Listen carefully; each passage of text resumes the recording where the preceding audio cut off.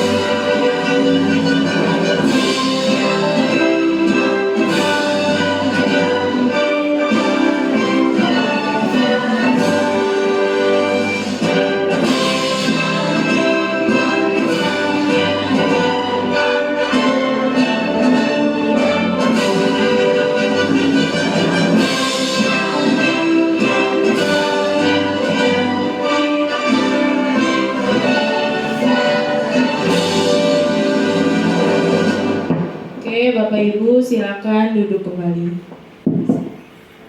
Selanjutnya adalah doa yang akan disampaikan oleh Bapak Bahar. Untuk Bapak Bahar dipersilakan.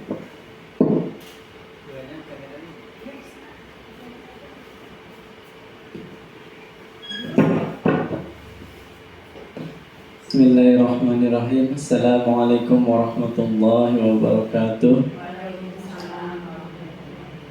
Baik, ibu-ibu, sebelum kita berdiskusi, alangkah baiknya kita awali dengan doa. Semoga materi yang disampaikan sama Bu Wid dan Bu Nur mendapatkan ridha dari Allah Subhanahu wa taala dan manfaat bagi kita semua, terutama untuk anak-anak. Al-hadhihi wa niyatin kulli salih bi barakatil umil Qur'an. Al-Fatihah. A'udzubillahi minasyaitonir rajim. Bismillahirrahmanirrahim. Alhamdulillahi rabbil alamin arrahmanirrahim maliki yaumiddin. Iyyaka na'budu wa iyyaka nasta'in. Ihdinas siratal mustaqim. Siratal ladzina an'amta 'alaihim ghairil maghdubi 'alaihim waladdallin. Amin. Rabbana atina fid dunya hasanah wa fil akhirati hasanah wa qina adzabannar. Subhanaka subhanaka rabbika rabbil izzati amma yasifun. Assalamun alal mursalin walhamdulillahi rabbil alamin. Assalamualaikum warahmatullahi wabarakatuh.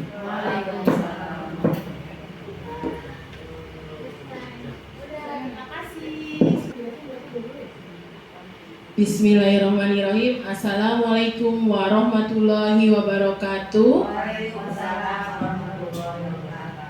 Selamat siang Ibu Guru semua. Di sini tidak ada bapak-bapaknya ya. Pertama-tama marilah kita panjatkan puji syukur kehadirat Allah Subhanahu wa taala atas berkat, rahmat dan limpahannya. Pada siang hari ini kita bisa berkumpul di sini dalam keadaan sehat walafiat. Sebelumnya saya minta maaf karena pemaparan ini saya tidak berdiri di depan karena kaki saya sedang sakit ya ibu-ibu semua.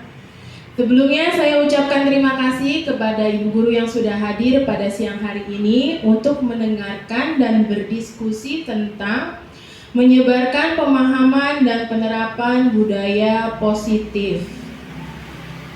Kegiatan siang hari ini adalah untuk memenuhi tugas aksi nyata saya pada modul 1.4 sebagai calon guru penggerak angkatan 10.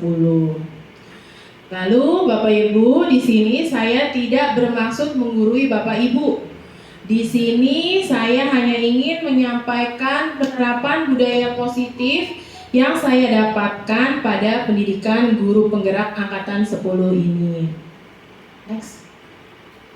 Latar belakang budaya positif di sekolah merujuk pada norma-norma, nilai-nilai, dan tindakan kolektif yang mendorong kerjasama, penghargaan, dan kesejahteraan.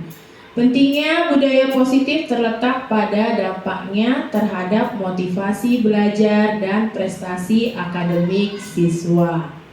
Maksudnya di sini adalah norma yang ada di dalam budaya positif itu adalah saling menghormati, terus berempati, dan berbagi pengetahuan.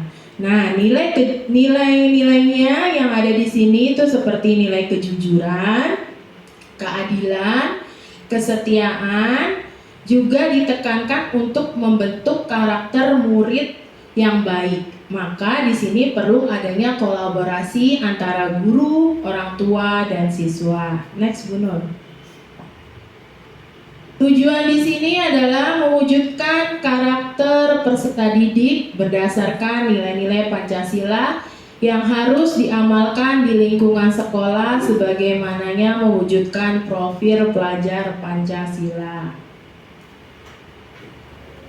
Lanjut.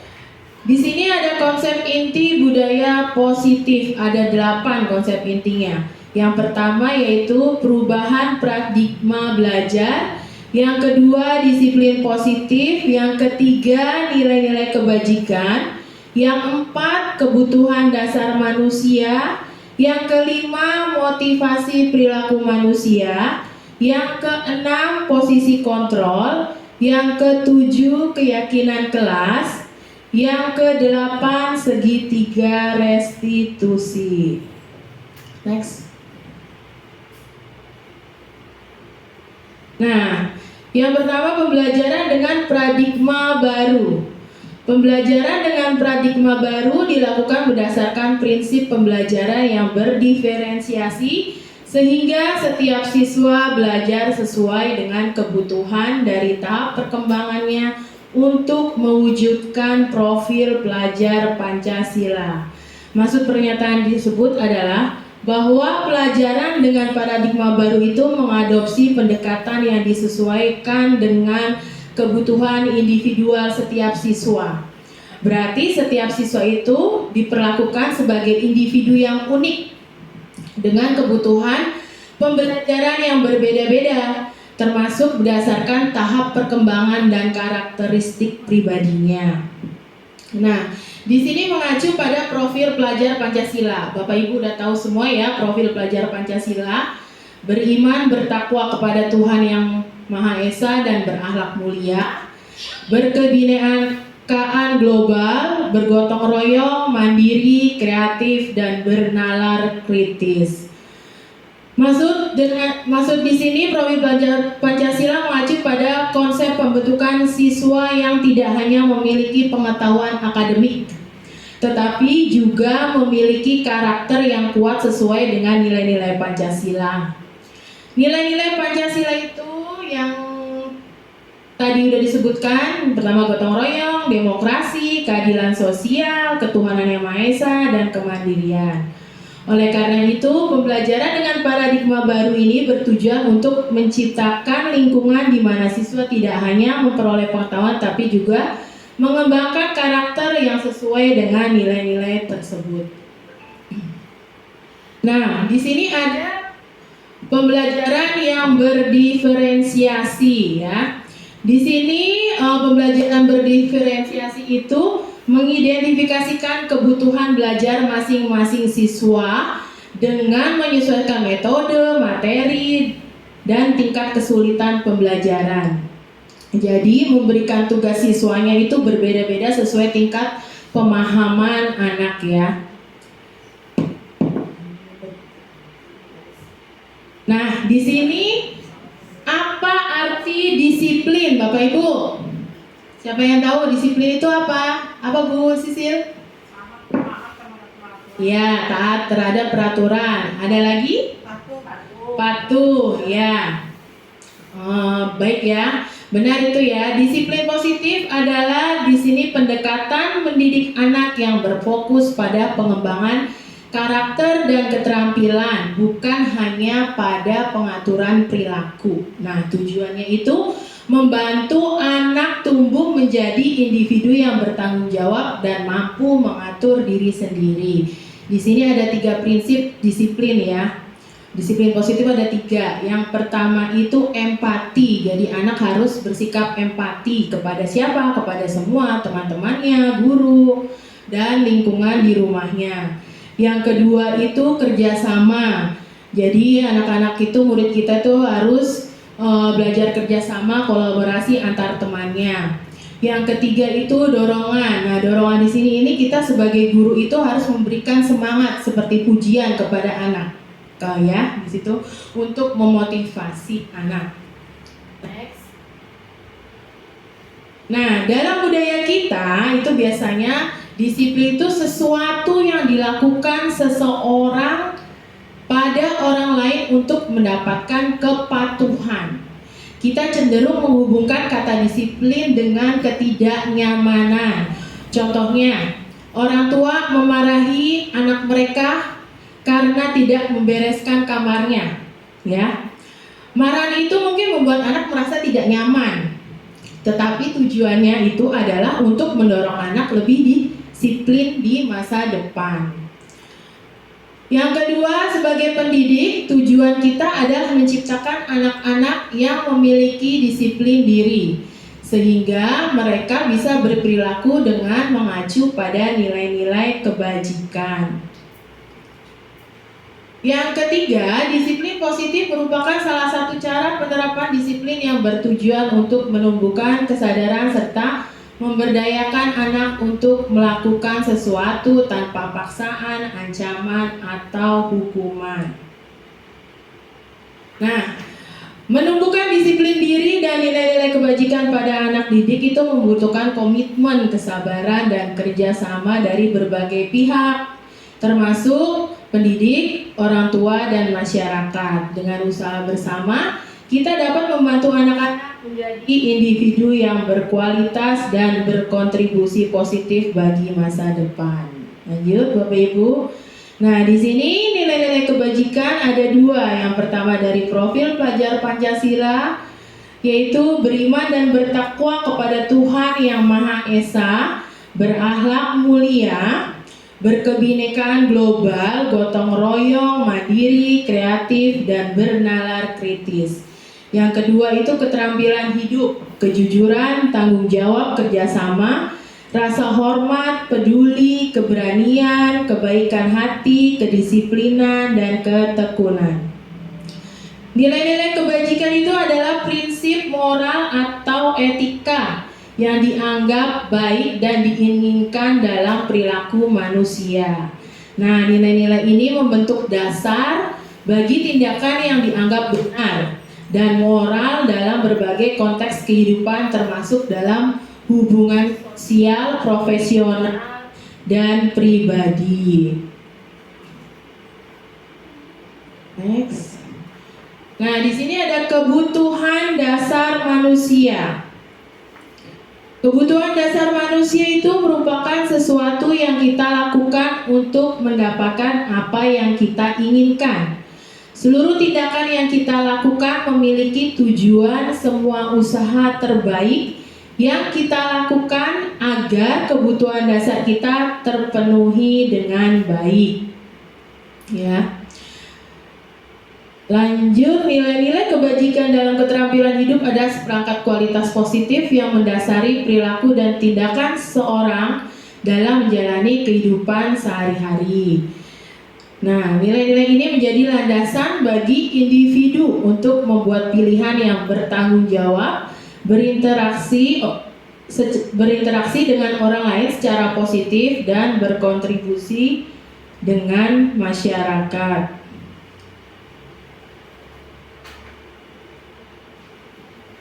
Next. Nah, kebutuhan dasar manusia ini di sini ada 5 ya Bapak Ibu. Yang pertama itu kesenangan, bermain, humor, antusias, dan tertawa. Yang kedua, kasih sayang dan rasa diterima. Rasa diterima, dipedulikan, berbagi, kerjasama, dan menjadi bagian dalam kelompok. Yang ketiga itu kebebasan. Mandiri, memiliki pilihan, mencoba hal baru, dan mampu mengendalikan diri. Yang keempat, penguasaan. Harga diri, keinginan untuk dianggap, memimpin, berprestasi, diakui dan didengar. Yang terakhir itu bertahan hidup, tempat tinggal, makanan, pakaian, keamanan, dan kesehatan. Nah, di sini kesenangan itu, kebutuhan manusia akan kesenangan itu mengacu pada keinginan untuk mengalami perasaan positif, bahagia, dan puas dalam hidup. Kebutuhan ini berkaitan dengan keinginan untuk menikmati hidup, bersenang-senang, dan mengalami hal menyenangkan. Ya, kasih sayang, terima kasih sayang dan rasa terima itu merupakan kebutuhan psikologis yang sangat penting bagi kesehatan mental dan emosional manusia. Kebutuhan ini berkaitan dengan keinginan untuk terhubung dengan orang lain, merasakan cinta dan dukungan, serta memiliki rasa dalam suatu komunitas. Yang ketiga itu kebebasan. Kebutuhan manusia akan kebebasan itu mengacu pada keinginan untuk memiliki otonomi, kemandirian, dan kontrol atas hidup sendiri. Kebutuhan ini berkaitan dengan keinginan untuk membuat pilihan sendiri, bertindak sesuai dengan nilai dan keyakinan sendiri, dan hidup tanpa batasan atau tekanan yang tidak perlu. Yang keempat itu adalah penguasaan. Kebutuhan manusia akan penguasaan itu mengacu pada keinginan untuk merasa mampu, kompeten, dan memiliki kendali atas diri sendiri dan lingkungan. Kebutuhan ini berkaitan dengan keinginan untuk mencapai tujuan, mengatasi tantangan, dan menunjukkan kemampuan diri. Yang terakhir itu kebutuhan bertahan hidup. Kebutuhan manusia bertahan hidup merupakan hal yang sangat penting untuk menjaga kesehatan fisik dan mental, meningkatkan kualitas hidup, dan mencapai potensi penuh sebagai manusia. Nah, selanjutnya ini akan dijelaskan oleh Bu Nur Aini. Sebelum Bu Nur Aini menjelaskan, kita ice breaking dulu Bapak Ibu. Ya, setuju? Oke, biar nggak ngantuk. Nah.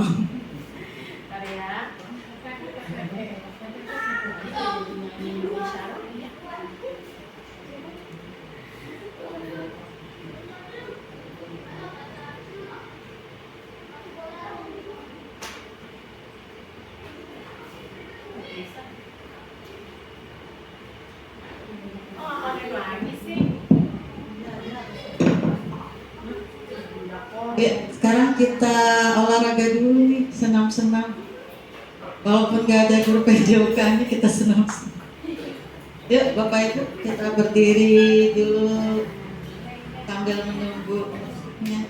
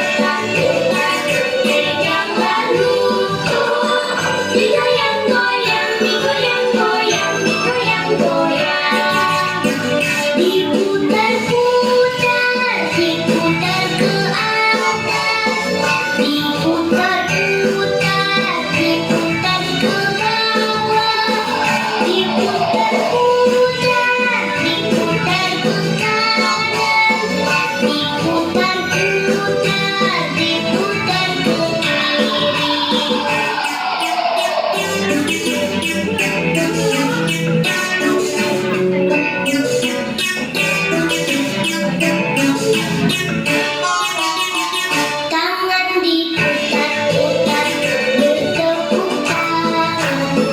Tangan diputar-putar peganglah bahu. Tangan diputar-putar peganglah lutut. Digoyang-goyang, digoyang-goyang, digoyang-goyang.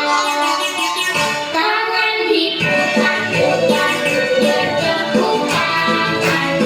Tangan diputar-putar peganglah bahu. Tangan diputar-putar peganglah lutut. Digoyang-goyang, digoyang-goyang, digoyang-goyang. Diputar-putar, diputar ke atas. Diputar-putar, diputar ke bawah.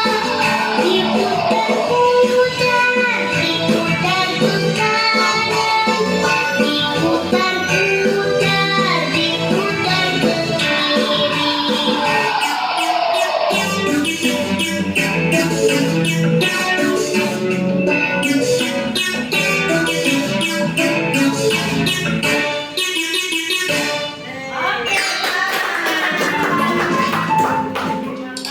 Baik, terima kasih. Sudah tidak ngantuk lagi ya Bapak Ibu untuk kita lanjutkan.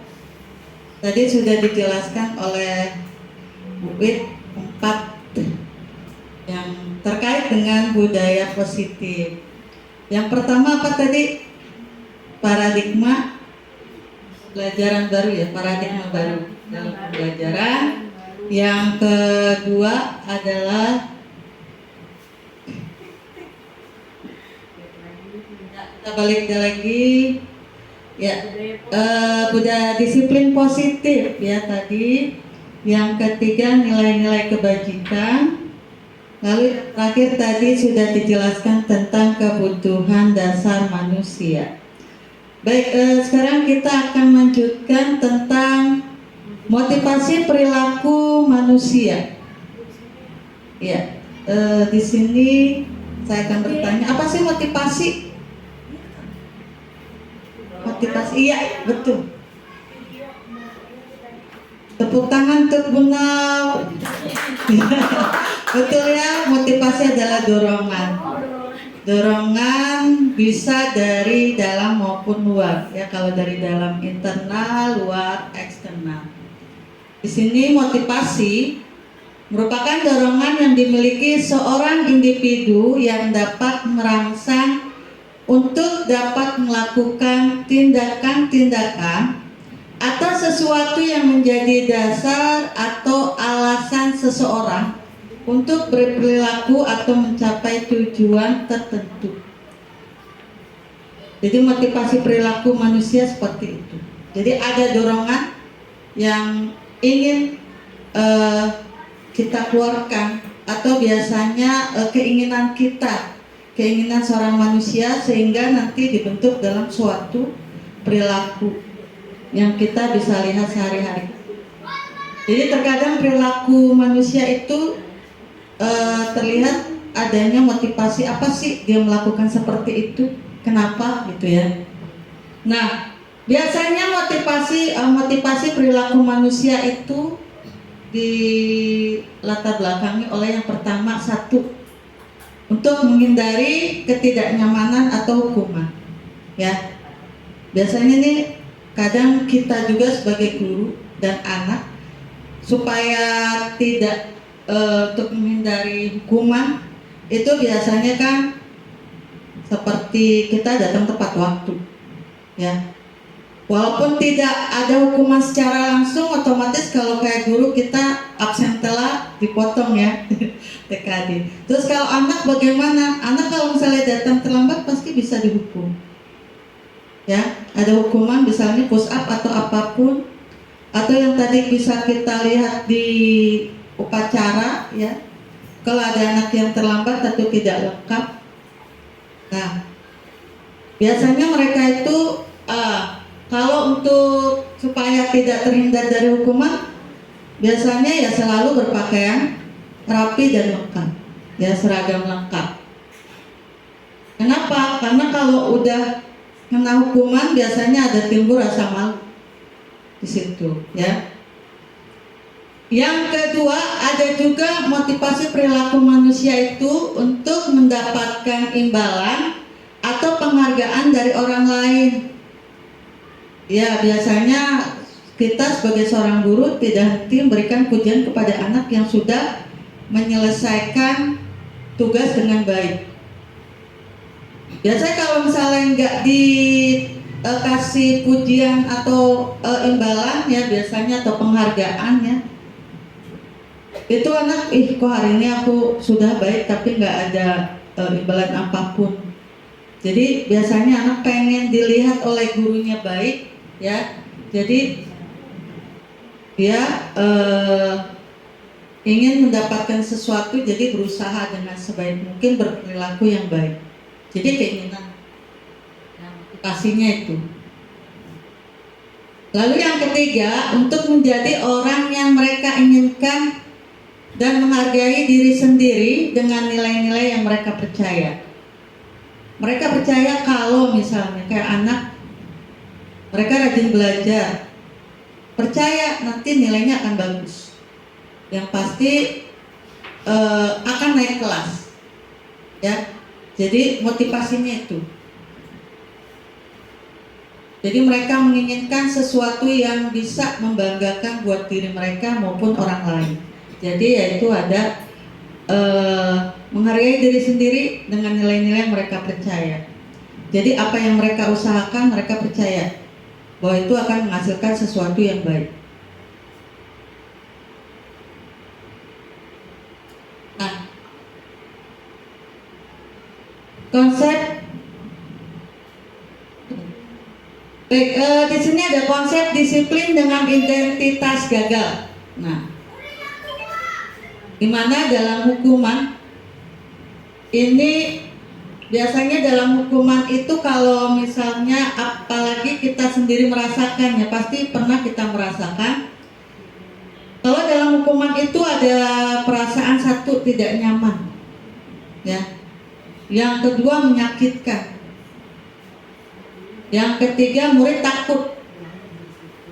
Kalau masuk sekolah terlambat lalu dihukum suruh bersihkan kamar mandi, pasti besoknya ada rasa takut. Jadi di sini hukuman seperti itu, ya. Padahal sebenarnya seorang guru itu memberi hukuman itu pada dasarnya untuk kebaikan anak, ya. Agar apa? Agar berubah menjadi baik, pribadinya lebih baik lagi, ya, ke arah yang lebih positif. Tapi ternyata ini membuat murid takut dengan adanya hukuman. Lalu yang keempat itu memaksa. Jadi dipaksakan anak itu untuk melakukan sesuatu yang mereka lakukan, ya, hal-hal negatif yang mereka lakukan. Jadi diberi hukuman. Mereka terpaksa melakukannya, ya. Daripada nggak masuk kelas, lebih baik ikuti aja hukumannya apa gitu, terpaksa. Lalu di sini yang kelima itu murid menjadi rendah diri. Rendah diri nanti bergaul sama teman-temannya nih nggak bebas dia, ya. Seolah-olah hanya dialah yang terkena hukuman, yang lain tidak. Seolah-olah hanya dia yang lebih kena hukuman gitu. Lalu bisa saja hukuman itu murid menyembunyikan kesalahan. Ya, yang terakhir itu murid menyembunyikan kesalahan. Kadang terjadi juga anak yang tidak melakukan, tapi ketika dia ditanya, dia menyembunyikan kesalahan temannya, bisa kena hukum. Kan kadang bisa tuh terjadi yang berbuat si satu, misalnya kayak contoh yang berbuat si Hasbi, ya, ternyata bukan si Hasbi orang lain, tapi Hasbi mengaku, ya. Jadi seolah-olah ini jadi tameng bagi temannya. Ini banyak, ya. Terkadang kita juga nggak tahu kan sebagai guru, karena kelihatannya ternyata dia cuma ikut-ikutan, terus kita kasih hukuman. Nah, itu bisa terjadi. Lalu untuk penghargaan, ini tergantung penghargaan ini maksudnya baik ya, kita juga maksudnya baik supaya anak itu bisa lebih baik lagi, tapi tergantung sebagai identitas gagal. Kenapa? Yang pertama, merusak hubungan, ya, antara guru dan murid. Di sini ada ketidakadilan misalnya, itu, atau murid-murid itu aja yang dapat reward, atau ketika si anak yang biasanya bandel terus dapat dia baik tidak dikasih, ya. Kadang-kadang merusak hubungan antar teman juga bisa. Lalu penghargaan ini bisa juga tidak efektif. Jadi di anak nanti motivasinya hanya ingin mendapatkan penghargaan kalau dia ingin berbuat baik. Sering salim sama gurunya, nyapa temennya, ya. Supaya apa? Supaya dia terlihat anak baik. Ketika ada kesalahan, dia buat kesalahan, gurunya nggak percaya, karena setiap hari dia selalu bersikap tidak baik, bersikap baik. Ini tidak efektif juga penghargaan. Bisa juga ya karena itu tadinya termotivasi dikasih, misalnya dikasih berupa barang atau dikasih berupa hadiah. Itu. Yang ketiga, mematikan kreativitas penghargaan. Jadi kadang-kadang kita hanya melihat anak yang kreativitas, ternyata masih ada anak yang lebih kreativitas tapi tidak pernah kita lihat.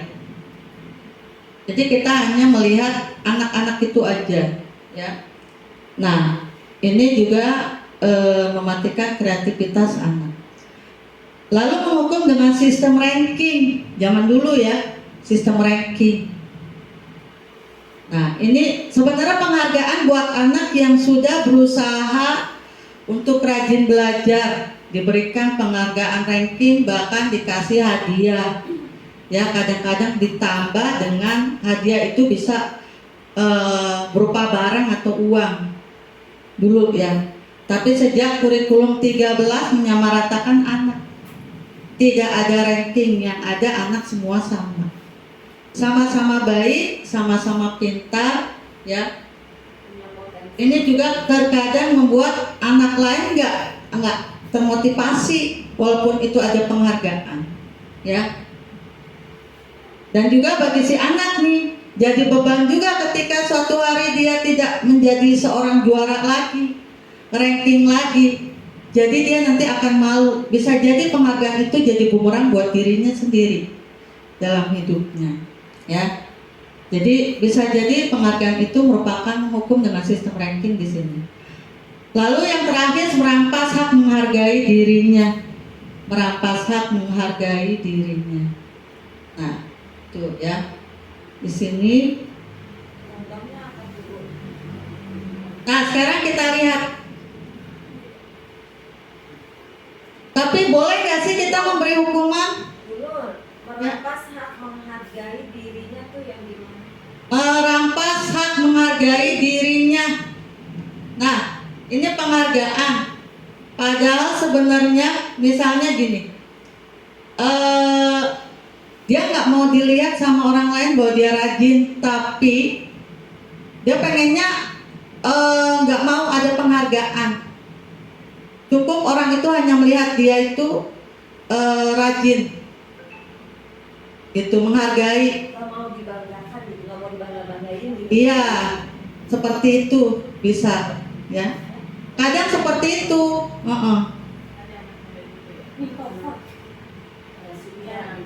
Oke, konsep disiplin dengan identitas, ini konsep disiplin dengan identitas sukses yang bagaimana? Yang ada pertama ini konsekuensi. Jadi tadi bukan hukuman ya, konsekuensi.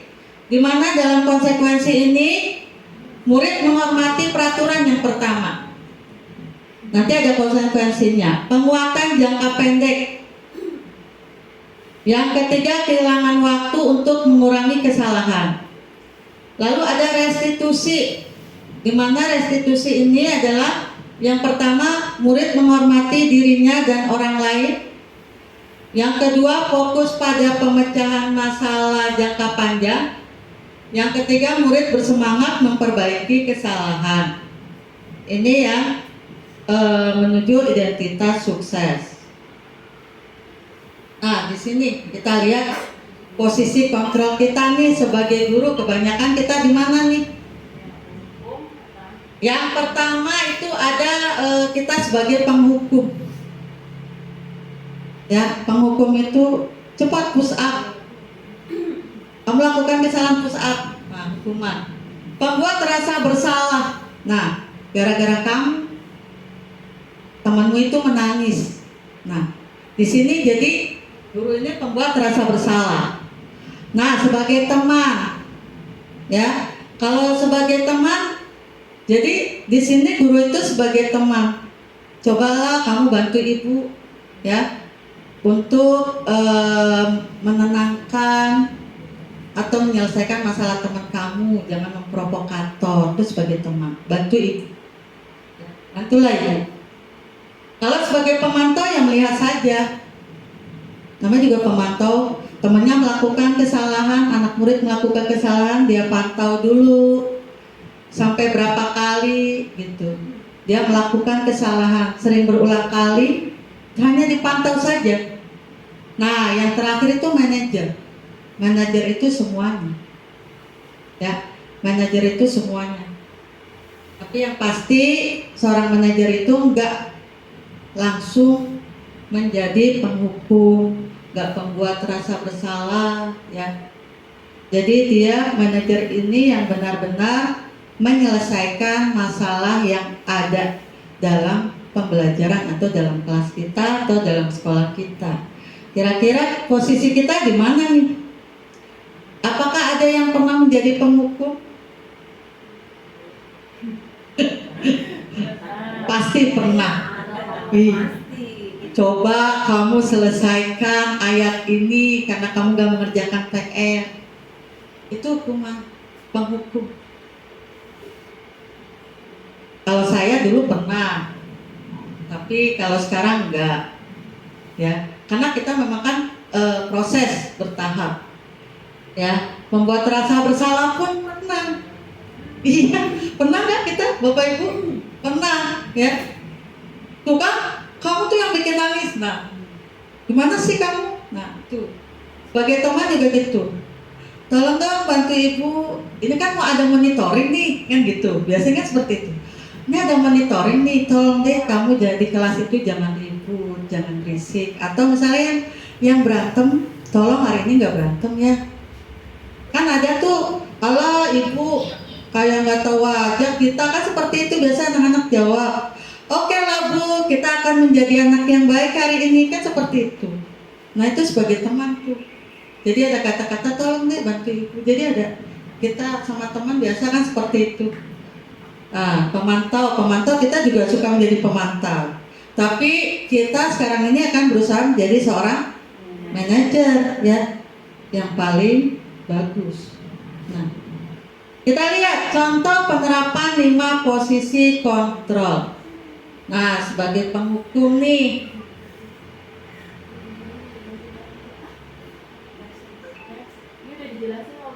patuhi aturan sekolah. Lalu kamu berdiri di depan kelas. Ya. Membuat rasa bersalah. Contohnya nih. Ya, next ya. Oke. Nah, keyakinan kelas. Saya pengen tanya nih, mengapa keyakinan kelas? Mengapa bukan peraturan kelas? Kita ada peraturan kelas nggak?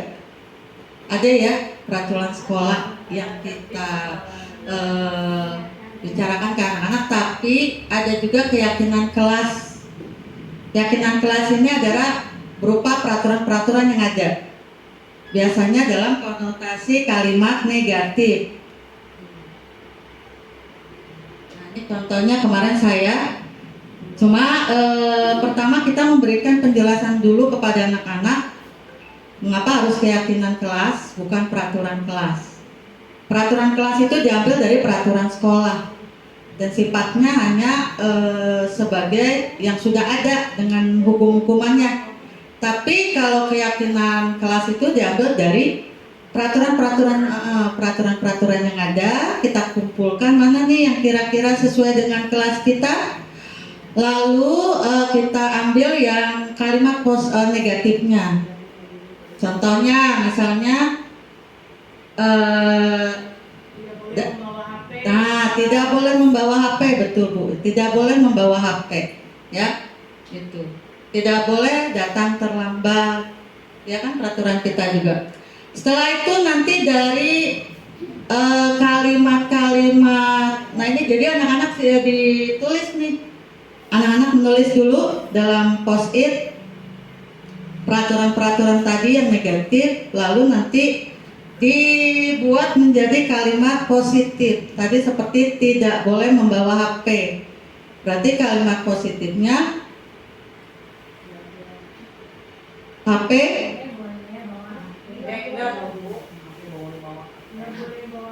kalimat positifnya jadi belajar saat digunakan. ya. Belajar dalam pembelajaran belajar tidak menggunakan HP saat dibutuhkan. menggunakan HP saat dibutuhkan. Ya. Menggunakan HP saat dibutuhkan itu kalimat positifnya. Nah, anak mengganti ke kalimat positifnya kembali ditempel nanti di papan tulis ya. Boleh menggunakan kertas atau karton. Kalau per kelompok berarti per kelompok ya. Lalu setelah itu nanti dibacakan keyakinan-keyakinannya. Nah, di situ nanti diambil dari nilai kebajikan yang ada pada kalimat positif tadi. Contohnya berarti tadi menggunakan HP pada saat dibutuhkan. Berarti nilai kebajikannya adalah kalau tanggung jawab ya, tanggung jawab. Nah, itu berarti nilai kebajikannya itu tanggung jawab. Nah, nanti dari tanggung jawab itu kita lihat tuh bentuknya ya. Nah, ini kalau udah selesai dengan keyakinan kelasnya, ditandatangani, boleh ditempel di kelas masing-masing, ya. Boleh dalam bentuk poster atau misalnya dibuat dalam kertas karton, boleh. Nah, nanti ini kita gunakan, kita lakukan biasanya di awal pembelajaran. Nih, nanti awal tahun ajaran ini bisa kita gunakan untuk seluruh kelas. Bagaimana dengan guru bidang studi? Nah, nanti guru bidang studi bisa menambahkan ya apa yang sudah dilakukan oleh Walas. Nanti peraturan-peraturan dari bidang studi penambahannya apa silakan. Baru nanti itu jadi keyakinan kelas ya. Nah, ini adalah tata cara pembentukan keyakinan kelas. Itu yang pertama lebih abstrak dari peraturan ya, lebih nyata berarti. Berupa pernyataan universal, jadi yang luas, yang bisa anak-anak pahami. Dibuat dalam bentuk positif. Tadi yang kalimat negatif yang sudah kita lakukan tadi diubah dalam bentuk positif. Lalu sedikit saja agar mudah diingat seperti tadi, dilarang membawa HP, ya, tidak boleh membawa HP. Atau datang tepat waktu, tidak boleh terlambat, datang tepat waktu. Nah, jadi mudah diingat. Sesuai dengan kondisi kelas dan sekolah agar mudah diterapkan ya. Lalu selanjutnya semua warga kelas atau sekolah dilibatkan saat membuat keyakinan kelas ini. Nah, sekarang kita segitiga restitusi. Seperti kita ketahui sebenarnya kita sebagai guru sudah lama melakukan segitiga restitusi ya kan. Kadang-kadang kita suka manggil anak kalau melakukan kesalahan. Tapi nggak tahu apa itu namanya ya. Nah, sekarang karena kita sudah belajar, ternyata segitiga restitusi itu adalah suatu proses dialog yang dijalankan oleh guru agar dapat menghasilkan murid yang mandiri dan bertanggung jawab ya. Jadi di sini ada tindakan yang siswa itu lakukan untuk apa? Untuk membuat siswa itu tidak mengulangi lagi kesalahannya tanpa dia merasa dihukum atau tanpa dia merasa bersalah, ya. Jadi seperti itu. Nah, ini bentuknya segitiga restitusi. Langkah-langkahnya seperti apa? Yang pertama itu adalah menstabilkan identitas. Contoh stabilkan identitas ini, setiap orang pasti pernah melakukan kesalahan. Atau kamu bukan satu-satunya yang pernah melakukan ini. Jadi ada kalimat seperti itu. Pertama, stabilkan identitas dulu, ya. Yang kedua itu adalah validasi tindakan yang salah. Biasanya menggunakan ada kalimat, adakah cara yang lebih efektif untuk mendapatkan apa yang kamu butuhkan? Biasanya nih anak punya alasan untuk melakukan. Kamu tentu punya alasan mengapa melakukan itu. Nah, itu sudah divalidasi, ya. Biasa anak tuh menyebutkan tuh alasan-alasan dia melakukan seperti itu. Yang ketiga adalah menanyakan keyakinan. Karena kita sudah bikin keyakinan kelas, jadi anak itu tahu apa yang sudah dilanggar dari keyakinan kelas yang kita buat, ya. Contoh kalimatnya di situ biasanya ada kalimat keyakinan kelas apa yang telah kita sepakati, atau kamu ingin menjadi orang yang seperti apa. Jadi tindakannya itu anak yang memilih, bukan kita. Kamu harus baik ya, minta maaf, enggak. Jadi anak, apa sih yang harus kamu lakukan setelah ini? Kamu sudah membuat temanmu menangis. Apa yang kamu lakukan agar itu tidak terulang kembali? Jadi ketika dia sudah menjawab sendiri apa yang harus dia lakukan terhadap tindakan yang sudah dia lakukan, lalu dia disuruh langsung mengerjakan, ya, yang sudah dia bilang tadi. Nah, itulah jadinya nanti ada proses penyelesaian antara anak dengan temannya, dan kita sebagai guru adalah sebagai pengantar, penyelesai, ya. Jadi ada solusi dari masalah yang dihadapi oleh anak. Nah, ini kita bisa lihat contoh penerapan segitiga restitusi. Ini ada menstabilkan identitas, sudah ada validasi tindakan yang salah, lalu menanyakan keyakinan. Dari ulang dulu, Bu.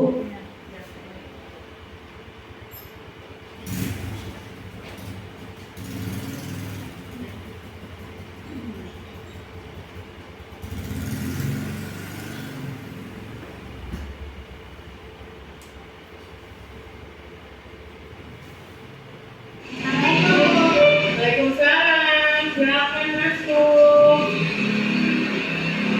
Selamat siang, Naomi. Iya, Bu.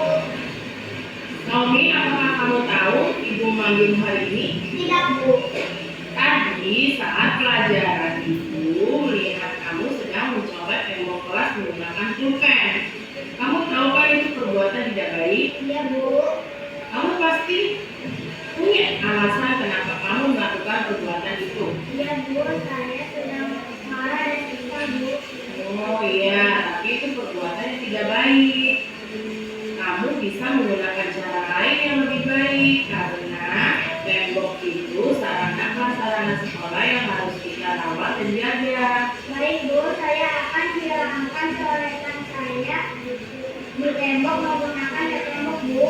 Bagus, berarti kamu sudah tahu konsekuensinya ya. Iya, Bu. Nah, berarti kamu tahu kan nilai-nilai yang telah kita sepakati? Baik, Bu. Saya sadar perbuatan saya itu tidak baik dan tidak menghargai sarana prasarana milik sekolah, Bu. Lalu kamu mau jadi orang seperti apa? Baik, Bu. Saya ingin menjadi murid yang baik yang bisa dijaga dan merawat untuk kamu. Wah, bagus sekali kamu, Somi. Terima kasih ya. Baik, Bu. Sama-sama. Ya, seperti itu ya, ketika anak kita bermasalah, kita panggil di ruangan khusus, jadi tidak di hadapan teman-temannya.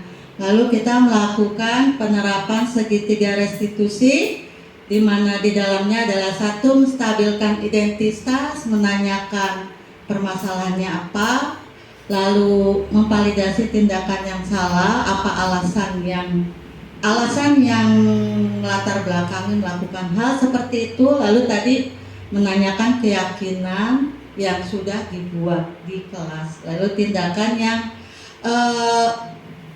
yang seharusnya dilakukan setelah melakukan tindakan yang salah. Seperti itu ya Bapak Ibu. Oke, sampai sini pemaparan dari kami. Mungkin ada yang mau disampaikan, saran atau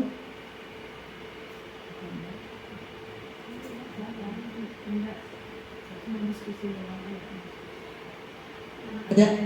Baik, terima kasih Bapak Ibu atas kehadirannya.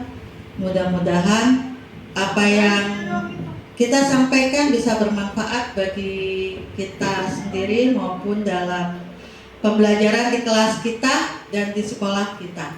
Guru bergerak Indonesia maju. Oke. Lebih kurangnya mohon maaf. Wabillahi taufiq wal hidayah. Wassalamualaikum warahmatullahi warahmatullahi wabarakatuh. wabarakatuh.